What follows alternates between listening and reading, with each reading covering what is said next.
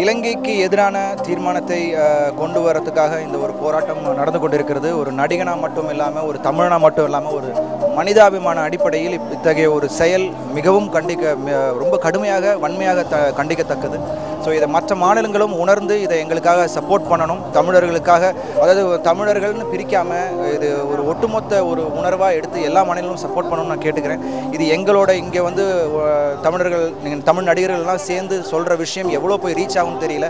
But என்னோட தனிப்பட்ட கருத்து என்னென்னா, நம்ம எங்களோட மூத்த கலைஞர்கள் மற்ற மாநிலங்களில் இருக்கிற எல்லா நடிகர்களையும் கலந்து அவங்களும் சப்போர்ட் எங்களுக்கு கிடச்சிதுன்னா இந்த ஒரு விஷயம் பெருசாக எங்கள் குரல் பெருசாக கேட்கும். நிச்சயமாக அந்த ஒரு ஸ்டெப்பை எங்களோட மூத்த கலைஞர்கள் எடுப்பாங்கன்ற ஒரு நம்பிக்கை எனக்கு இருக்குது.